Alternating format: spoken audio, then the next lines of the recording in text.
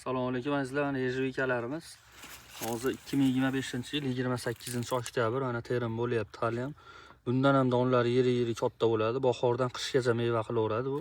Mana shu mana 1 yoshli ko'chatlari erta bahordan mevaga kirishni boshlaydi bular. Bittasi 4 kilodan meva qilaveradi. Mana bag'dan gullayapti.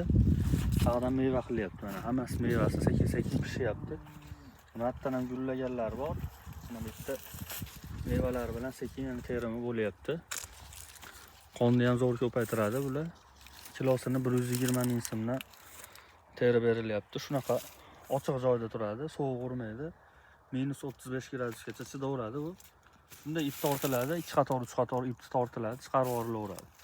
Asosiysi ana tanasida tikoni bo'lmaydi, mana bemalol yosh bolalar ham tersa bo'laveradi, ziyoni bo'lmaydi. Barglari qishda ham shunaqa yashil turadi. Kimga bularni ishonchli ko'chatlardan kerak bo'lsa aloqaga chiqinglar. O'zbekiston bo'ylab Qozog'iston, Tojikistonga ham dastavkalarni qilib beramiz. Mana donlari shunaqa katta bo'ladi. Bular sekin pishishni boshlayapti.